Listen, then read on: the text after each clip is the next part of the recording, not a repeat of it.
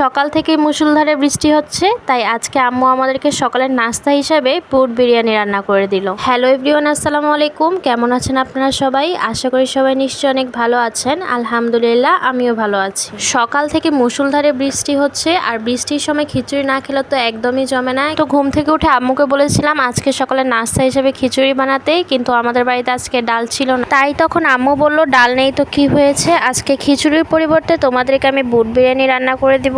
বুট বিরিয়ানি করার কথা শুনে আমি তো ভীষণ খুশি, কারণ এই বুট বিরিয়ানি আমরা বেশিরভাগ রমজান মাসেই খেয়েছিলাম, তারপর থেকে আর খাওয়া হয়নি। তো আম্মু এখানে আগে থেকে সব কাটাকাটি করে রেডি করে রেখেছিল। তো আম্মু এখানে রান্না শুরু করে দিয়েছে। প্রথমে আম্মু কড়াইয়ে তেল দিয়ে তার মধ্যে জিরা ফোড়ন দিয়ে দিল, তারপরে আম্মু পেঁয়াজ মরিচ দিয়ে দিল। আর ছোলাটা আমাদের বাড়িতে সবসময় রান্না করা থাকে, তাই আম্মু এখানে পরিমাণ মতন ছোলাটাও দিয়ে দিল। ছোলাটা দেওয়ার পর আম্মু এখানে সব বাটা মশলাগুলো দিয়ে দিচ্ছে এক এক করে। প্রথমে আম্মু দিয়ে দিল আদা বাটা আর জিরা বাটা, তারপর দিয়ে দিচ্ছিল সামান্য পরিমাণে লবণ, আর সবার শেষে হলুদের গুঁড়ো। তো আজকে বুট বিরিয়ানির সাথে আমরা আলু মিশল দিব, তাই আম্মু এখানে আলু আগে থেকে কেটে ছিলে রেখেছিল, তাই আম্মু আলুগুলো এখানে দিয়ে দিল। আলুগুলো দেওয়ার পর একটু পানি দিয়ে আবার ভালোভাবে নেড়ে ছেড়ে দিল। তো মশলাগুলো একটু ভালোভাবে ভুনে নিয়ে তার মধ্যে আম্মু এখানে চালগুলো দিয়ে দিল। আর চালগুলো দেওয়ার পর আম্মু এখানে চালগুলোর সাথে মশলাটাকে ভালো করে মিশিয়ে একটু ভুনা ভুনা করে নিচ্ছে।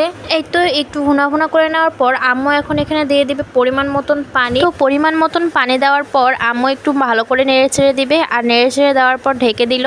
আর এখন শুধু অপেক্ষা কখন হবে এই বুট বিরিয়ানিটা। আচ্ছা, আপনারা কে কে বুট বিরিয়ানি খেয়েছেন সেটা অবশ্যই আমাকে কমেন্ট করে জানাবেন, আর যারা যারা খেয়েছেন তাদের কাছে এটা কেমন লাগে সেটাও আমাকে অবশ্যই জানাবেন। আর কিছুক্ষণ পর আম্মু ঢাকনাটা খুলে বিরিয়ানিটা একটু নেড়ে চেড়ে দিয়ে আবার ঢেকে দিল। তারপর 5 মিনিট পর আম্মু আবার ঢাকনা খুলে দেখলো পানি একদমই শুকিয়ে গিয়েছে। তারপর আম্মু এখানে ভালো করে এটা নেড়ে চেড়ে দিল। আমাদের বিরিয়ানি কিন্তু প্রায় হয়ে এসেছে। তারপর বিরিয়ানিটা কিছুক্ষণের জন্য দমে দিয়ে দিল।